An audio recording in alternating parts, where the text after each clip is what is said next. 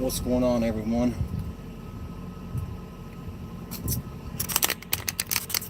I am a little frustrated, to say the least.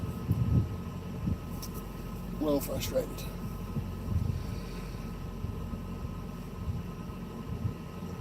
Let a couple people get in here, then I will talk a little bit about my frustrations.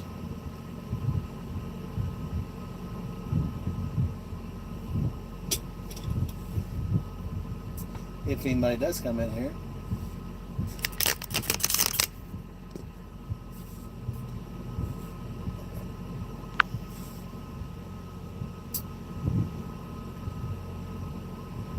Maybe. Maybe not.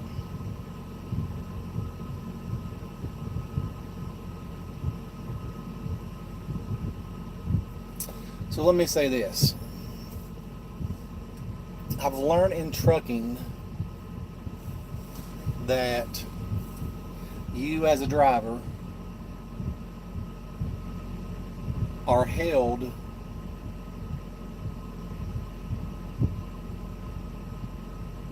to a much higher standard than the average individual for that company, such as fleet manager, sales, the consignee. You know, through this whole waiting game, and that's what's been here for the last couple days, is the waiting game. I should say that if I'm late to an appointment, I get docked. I get, it goes into my file, goes, I don't get blah, blah, blah. But let a consignee be late with getting you their product or getting their product off of your truck, there's a breakdown right there. And that's, I don't understand that. I really don't understand that. What's up, Kimworth? So my whole dilemma is, it started out with I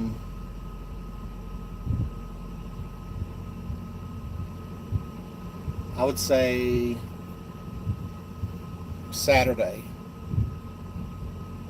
Yeah, started out Saturday. Well, actually Friday. So I drop my load to my 90, get a new load, and the new load sends me back into the area. What's up, Stefan? The new load sent me back into the area where I had been all last week, and freight was slow. And, the pay, I only grossed to the truck $2,800 just because of the area I was in, which is the North Carolina, South Carolina area. And I get that. That happens. So I get a load to Miami, Florida, which I was hesitant on taking because I had so much time on it. And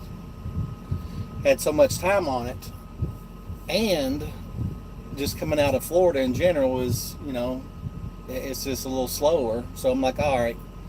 But I took the Florida load because they told me that they were working on getting it where I could drop it as quick as I got it there. Okay, that's not a problem. So I can get it there. So I'm dispatching on Friday, run it Saturday morning. I can be there probably Sunday morning. I never get a response from night shift dispatch saying that if I can drop it earlier, can I do what earlier? And good deal, Chad. So what do I got to do? I got to do a 34-hour reset. All right, not a big deal. That's just life. Trucking, it is what it is. Okay. So then, the load that I was supposed to drop in Miami, I got it proposed coming from Bella Glade, Florida, which is just north of Miami, to pick up and drop it in North Carolina. Again, quick as you can get it there. All right. Now that's proposed. So my appointment for my 90 in Miami was at 11:30 on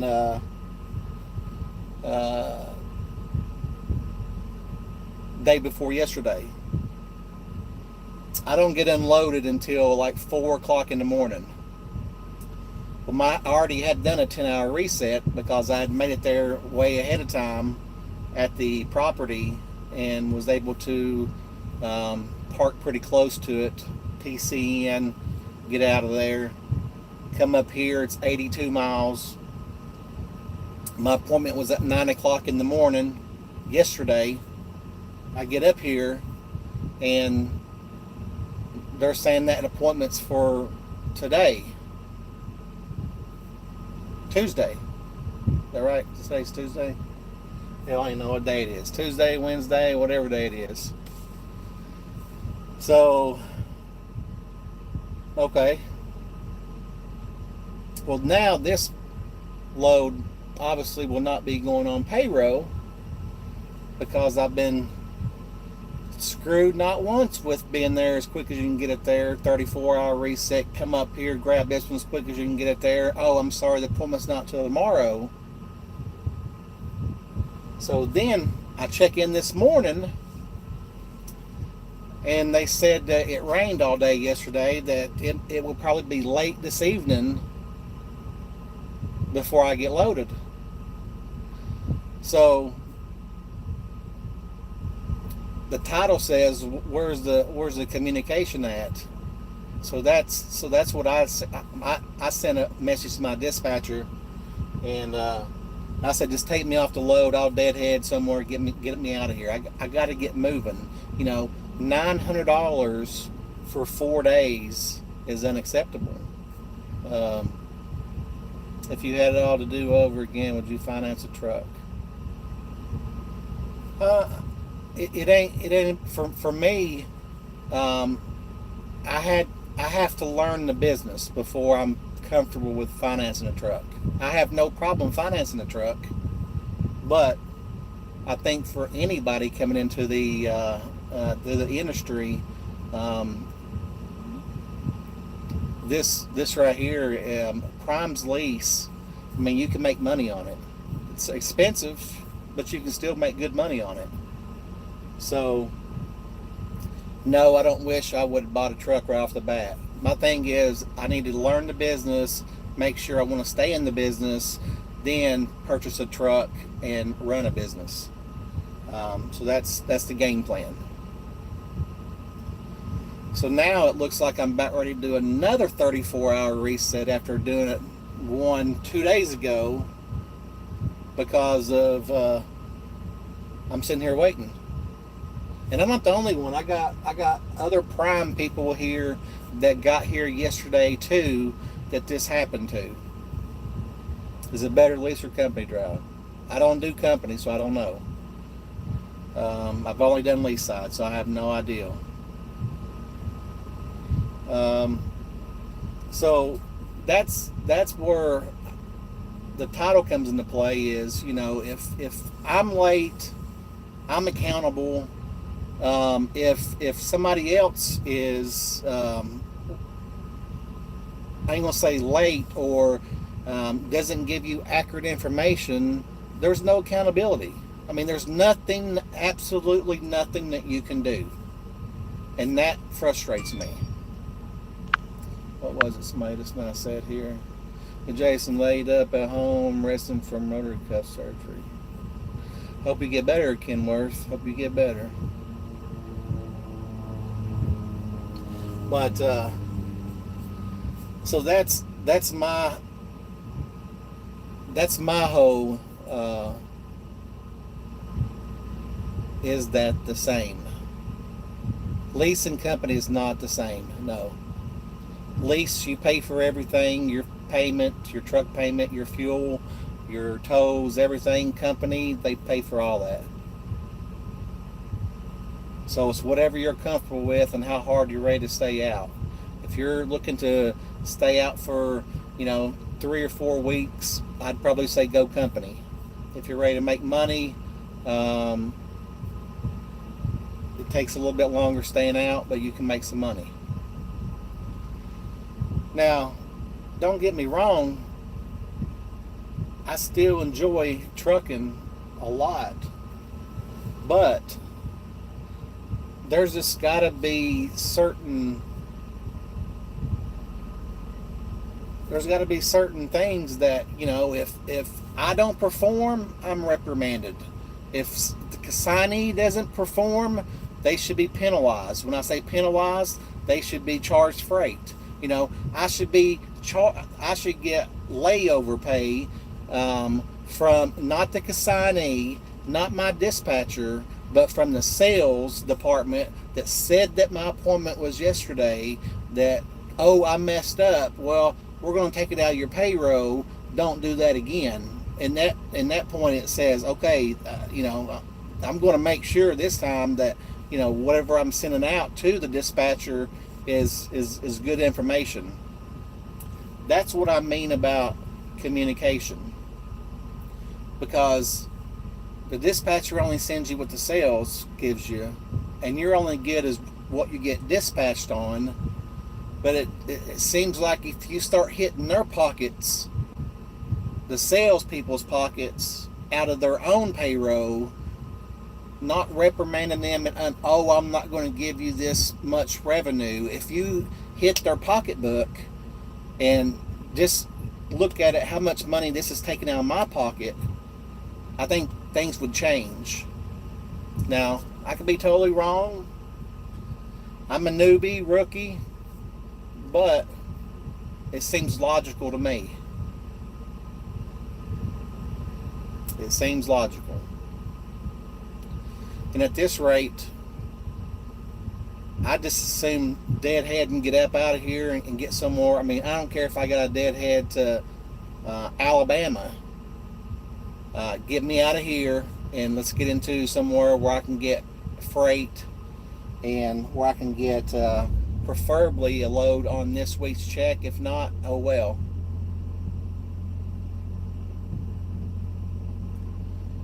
But you can't just keep on sitting here. I mean, it's ridiculous.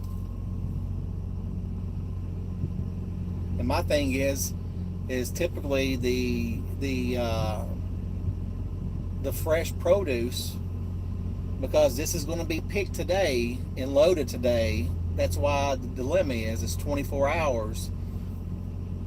So in my experience running team, when I ran team with Chad, was typically your produce loads pay way more than your typical loads.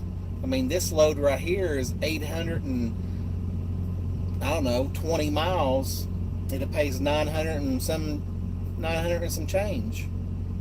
I mean, that's garbage.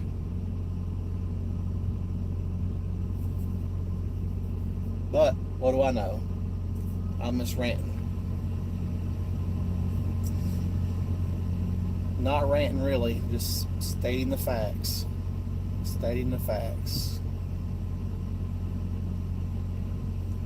It would be different if, really you can get out of the truck and do something. But I'm in a farm rural area and there's nothing around for 2 hours, an hour or two.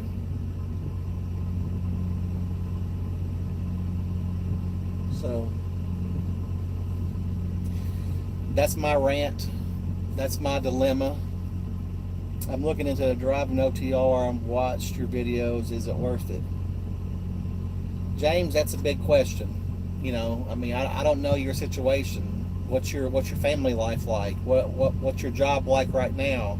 How long can you be away? do you have money coming into trucking where you can sustain because you don't get paid right up front? I mean, those are questions where, you know, you need to ask yourself, because I mean, if you're single, I think it'd be a good career move. I just don't want to mislead anybody and think that you're going to come out here and make a boatload of money right off the bat. I mean, you're probably going to look at taking being a new driver probably 3 or 4 months where you're not really going to make a whole lot of money, because you're going to be, you know, doing your training. You're going to be you're going to get aggravated by having to be with somebody that you may not like, or they may not like you. You know, that happens in the training situation. But so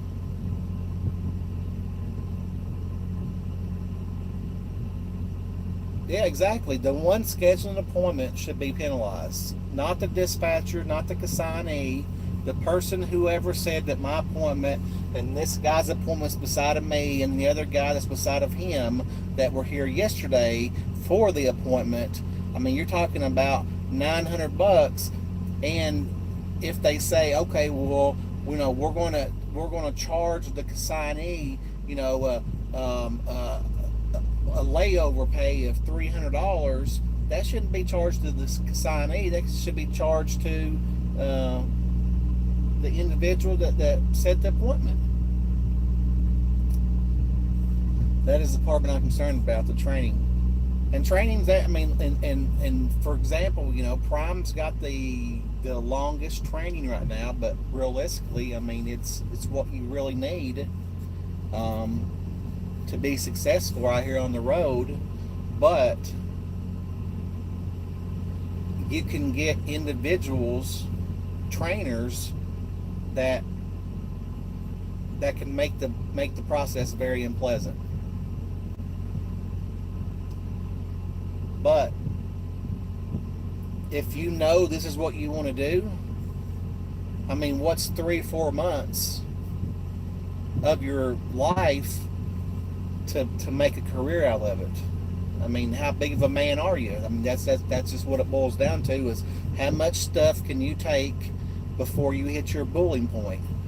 And I'm not saying that happens. You may get a person that you mesh with completely and you all just have no problems with it. You rock out your training and you're done. I mean, that can happen. It happened to me. Now you're going to have your differences. I was in the Navy. I know it will suck, but will I be trained right? I'm going to end of March. Yeah, you're going to be trained right. I mean, that's why the process takes so long. I mean, if you're doing the work, I mean, that's the training. I mean, you're hands-on training. I mean, if you're being successful and you're not hitting anything and you're making your appointments okay, and you don't have problems driving night shift and driving day shift, you know, then you'll be successful. I mean, that's what it boils down to. But March, that's Sean, that's a interesting time, because I heard, now I could be totally wrong, but I heard that Prime is not allowing people to upgrade until they've had at least some winter months experience. Now, obviously, I don't know that to be the gospel, and I'm not 100% on that, but that's what I've heard through the grapevine. But how is that going to affect all these people that they're hiring between now and, you know, wintertime again? I don't know.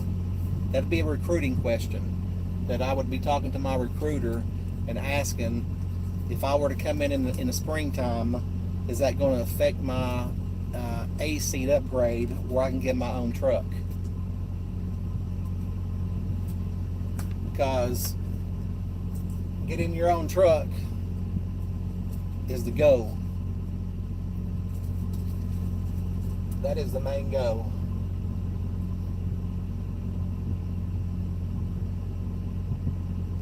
But You guys be safe. Have a good one. And it looks like I'm just going to be sitting here chilling. Hopefully getting up out of here shortly. You guys have a good one.